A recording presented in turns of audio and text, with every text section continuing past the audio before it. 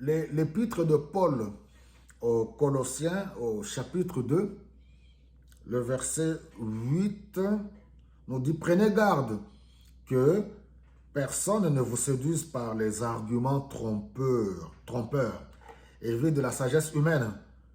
Elle se fonde sur les traditions des hommes, sur les forces spirituelles du monde et non sur le Christ.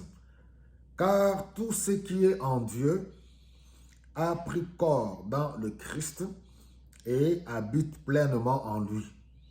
Et c'est par lui que vous avez reçu pleinement, vous avez tout reçu pleinement, lui qui domine toute autorité et tout pouvoir spirituel. Jésus-Christ seul nous suffit. Vous savez, les choses qu'on vit aujourd'hui, il n'y a rien de nouveau sous le soleil, nous dit Ecclésiaste. Toutes ces histoires, ces choses que nous voyons autour de nous, manipulation, manigance, fausse doctrine. Les chrétiens, les croyants de Colosse l'ont aussi expérimenté. Il y a eu de faux enseignements qui menaçaient la vie des chrétiens de Colosse. J'ai lu le commentateur, le commentateur, c'est qu'il a écrit ici. Pourtant, les croyants ont tout reçu en recevant le Christ, car le Christ manifeste pleinement Dieu. Plus question donc de se laisser séduire par des philosophies vides, de sens ou par des forces spirituelles occultes. Le Christ seul nous suffit. C'est tellement important, une fois de plus, parce que quand on accepte Jésus-Christ dans sa vie comme son Seigneur et son Sauveur, voici cette confusion que j'entends souvent, même chez les chrétiens, ils pensent que oui, pour nous qui sommes dans le christianisme, oui, Dieu nous a envoyé Jésus-Christ. Pour d'autres aussi, oui, il faudra aussi accepter et croire d'autres forces spirituelles. Non, regardez, on nous dit au verset 9, « Car tout ce qui est en Dieu, le Dieu qui a créé les cieux et la terre, a pris corps dans le Christ et habite pleinement en lui. » En dehors de Jésus-Christ, Dieu s'est révélé à nous par le Christ. Dieu a tout mis en Jésus-Christ, tout ce qui est de lui. Le Père et le Fils ne font qu'un. Vous vous rappelez de la prière sacerdotale dans Jean chapitre 17, Jésus-Christ qui disait au Père, « Comme toi et moi, nous sommes un, je veux aussi que ceux-là que tu m'as donnés, que nous puissions tous former l'unité. Du fait que tu es un avec moi, que eux aussi, que nous formons tous un seul corps, qu'on devienne un. » Donc, parlant de la spiritualité, Dieu a tout déversé en Jésus-Christ.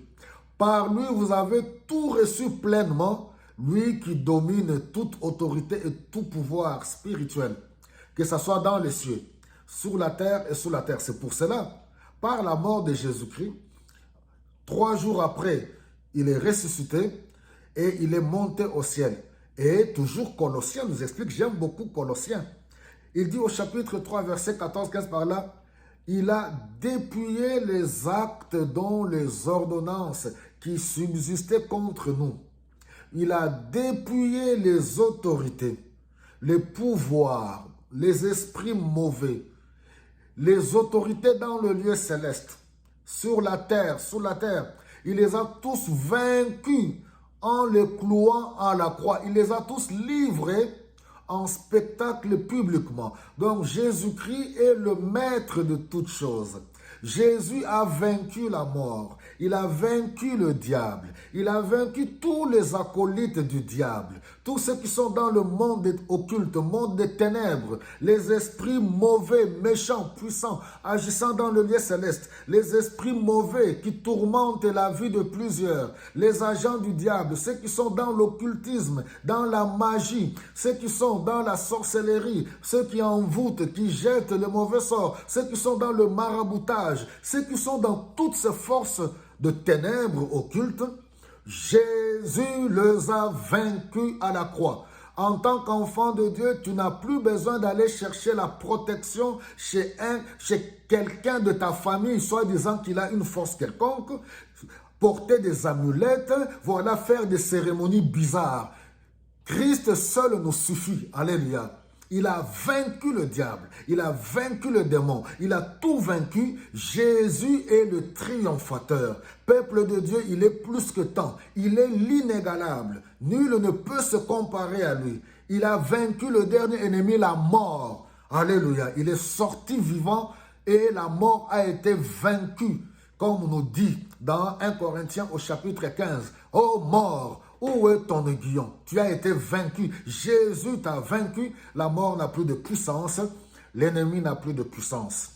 Quelle grâce, gloire soit rendue à Dieu pour nous qui sommes dans le Seigneur. Alléluia. Que le Saint-Esprit vous remplisse. Soyez en paix. Marchez la tête haute. Jésus-Christ seul nous suffit.